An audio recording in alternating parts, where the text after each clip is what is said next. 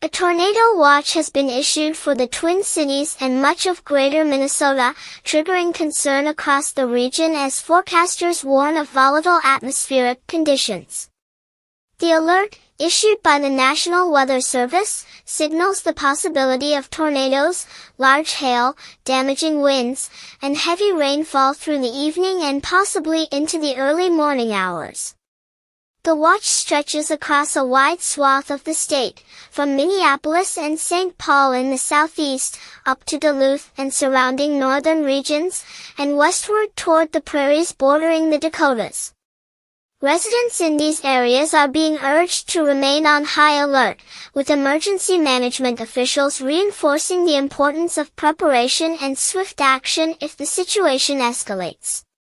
Meteorologists have identified a potent combination of ingredients that could spark the development of severe thunderstorms and possible tornadic activity.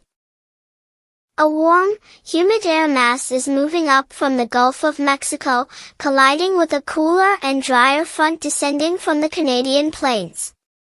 The result is a highly unstable atmosphere, a classic setup for supercell thunderstorms capable of producing tornadoes.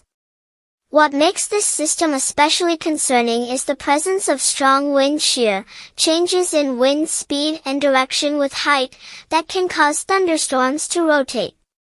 That rotation is a key factor in tornado formation.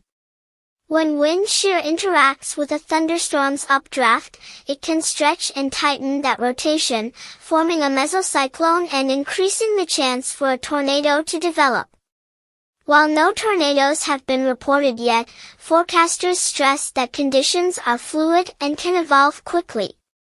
The watch means that storms are capable of producing tornadoes in and near the watch area, but actual tornado warnings will only be issued if radar or trained spotters detect rotation or a funnel cloud on the ground. For now, the skies above much of Minnesota remain tense. The atmosphere is heavy with moisture. Clouds are thickening. And across neighborhoods and farms, people are checking weather apps, tuning in to local stations, and reviewing their emergency plans. The timing of the watch is particularly significant. Afternoon and evening hours tend to be the most dangerous when it comes to tornado development because daytime heating peaks, fueling instability.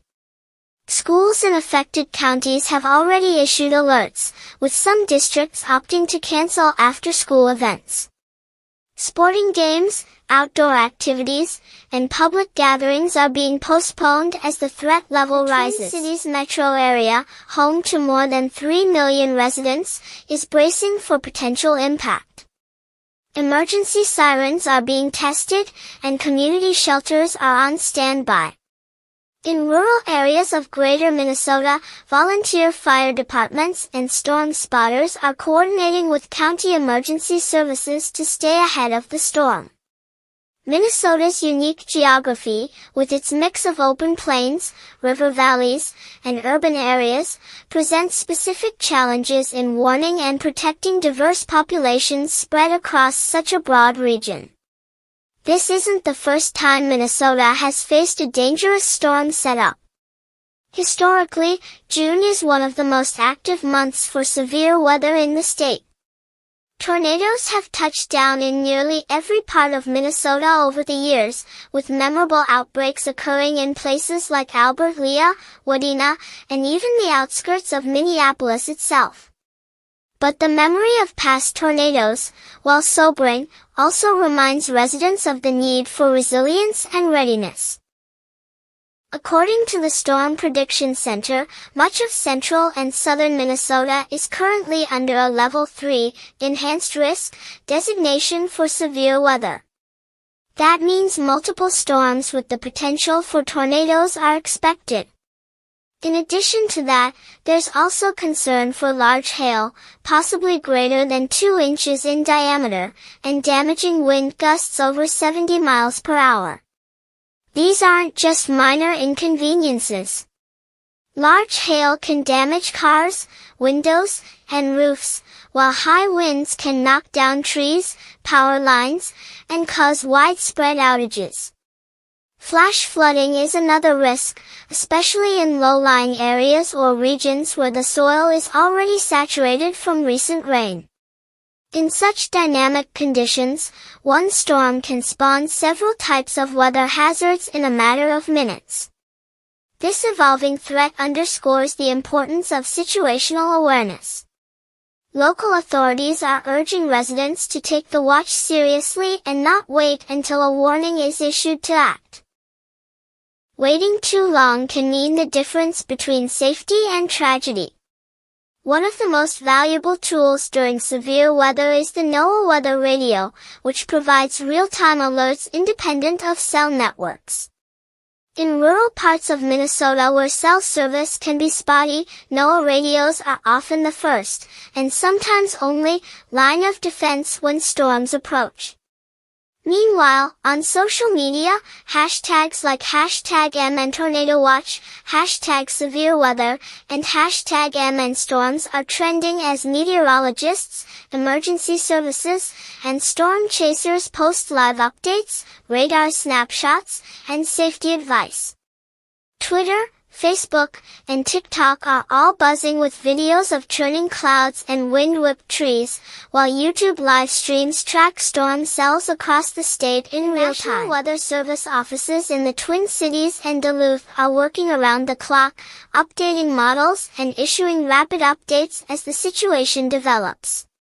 Their coordination with local TV meteorologists and storm spotter networks is crucial in relaying accurate, up-to-the-minute information to the public. In Minneapolis, downtown workers have been advised to leave early where possible to avoid being caught on the roads when storms strike. Traffic congestion during a severe weather event can delay emergency response and increase the risk of injuries.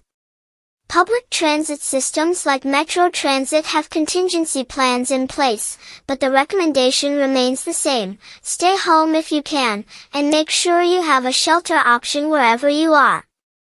Grocery stores have seen a slight uptick in traffic as residents stock up on essentials. Batteries, bottled water, flashlights, and first aid kits are flying off shelves.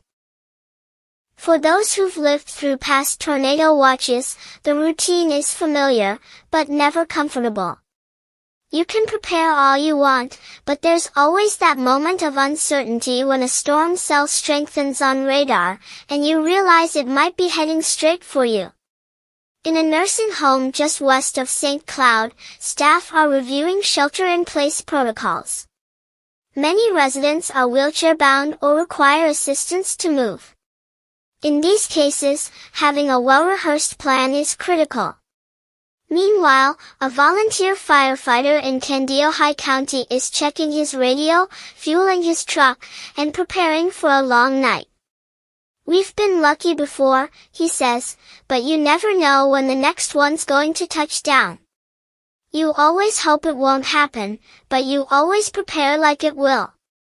And that's the reality for thousands across Minnesota tonight. Hope and preparation. Hope that the storms weaken. Hope that rotation never forms. Hope that warnings remain unneeded. But also preparation. Because in the event they do, readiness can save lives. Meteorologists expect the tornado watch to remain in effect through midnight, with the possibility of extensions depending on how the storm system tracks. Overnight storms are particularly dangerous because people are less likely to receive alerts while asleep. To counter this, officials recommend enabling wireless emergency alerts, WEA, on smartphones and keeping weather radios within earshot. The Minnesota Department of Public Safety has activated its Joint Information Center to streamline communications between state agencies. This includes the State Emergency Operations Center, the Department of Transportation, the Department of Health, and the Minnesota National Guard, all of whom are prepared to assist if the storms cause significant damage or disruption. As night falls and the sky darkens, eyes turn to the radar screens. Will this be a quiet night, remembered only as a false alarm? Or will it become another chapter in Minnesota's long relationship with powerful storms? Whatever happens, this watch is a reminder of nature's power and unpredictability. Tornadoes don't discriminate. They can strike fields or suburbs, cities or towns, schools or farms. And the only real defense is knowledge, speed, and community. If you live in the Twin Cities or Greater Minnesota and are under this tornado watch, take a moment now to know where your nearest shelter is, whether at home, work, or school. Charge your phone and keep it close. Download a reliable weather app that sends alerts even when your screen is off.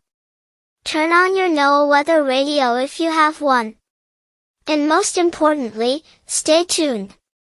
Because in Minnesota, when the sirens go off and the sky turns green, every second counts. So, whether you're in a city high-rise or a country farmhouse, remember this: watches are meant to give you time. Use it. Stay safe. Stay informed. And help those around you do the same. Tonight, the skies above Minnesota may hold the raw power of nature. But the people below them are ready, watching, waiting, and prepared for whatever comes next.